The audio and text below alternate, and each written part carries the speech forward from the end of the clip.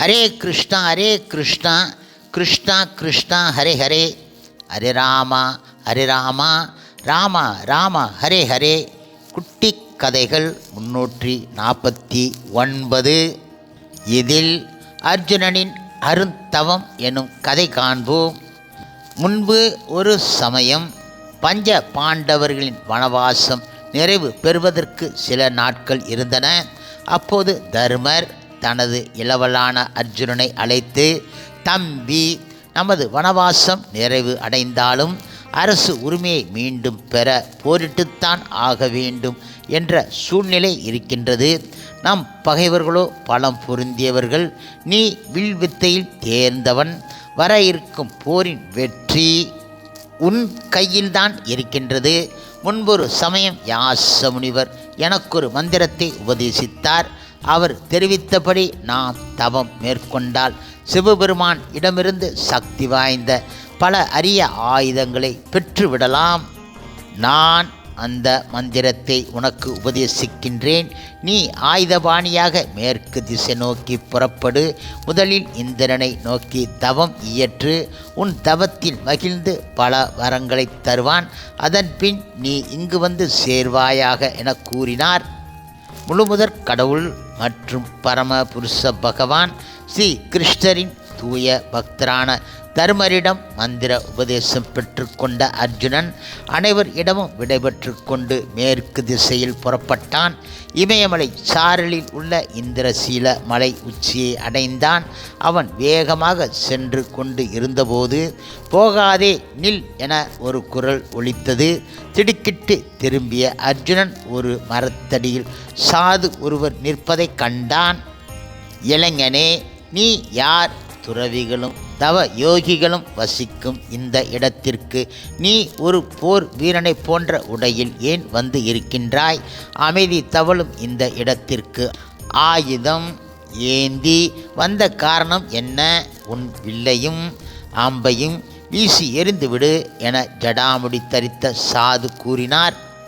ஆனால் அர்ஜுனன் அவர் கூறியதை பொருட்படுத்தாமல் உறுதியுடன் நின்றான். அந்த சாது அர்ஜுனனை அதட்டி மிரட்டி பார்த்தார். நயமாக கூறி பார்த்தார். ஆசை வார்த்தைகள் கூறினார். அர்ஜுனனின் மன உறுதி குலையவில்லை. இறுதியில் சாது மிகுந்த மகிழ்ச்சி அடைந்து அவனை நோக்கி, மகனே, உன் மன உறுதியை நான் மெச்சுகின்றேன். நான் தான் இந்திரன். உனக்கு என்ன விருப்பமோ அதை கூறுவாயாக என கூறினார். அர்ஜுனன் உடனே இந்திரனை பாதங்களை பணிந்தான்.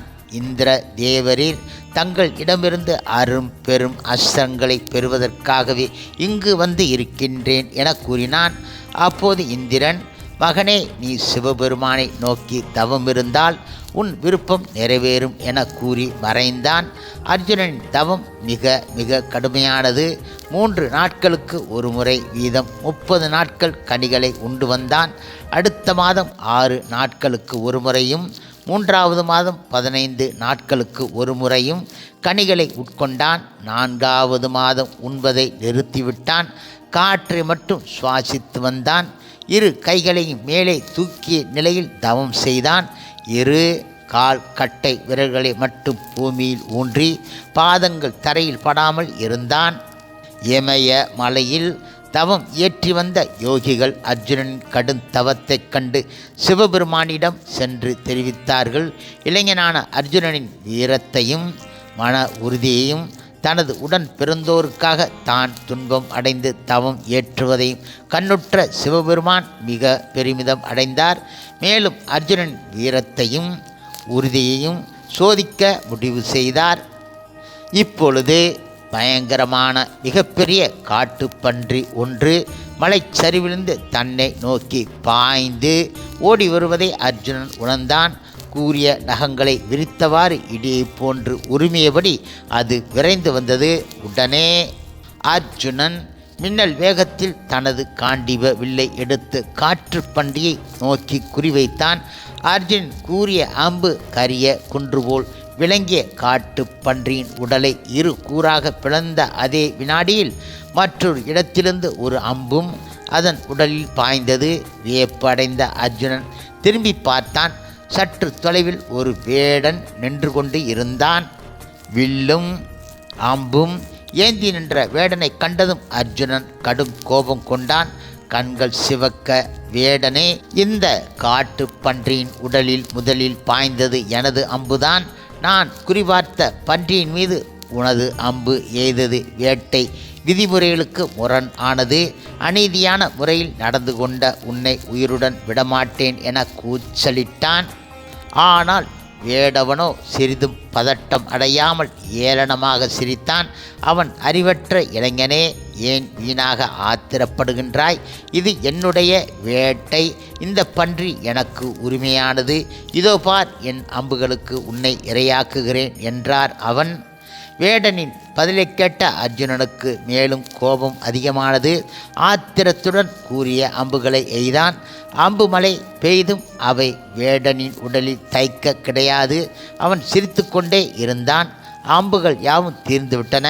உடனே அர்ஜுனன் தனது காண்டீப வில்லை வேடனின் கழுத்தில் போட்டு தன்பால் இழுத்தான்.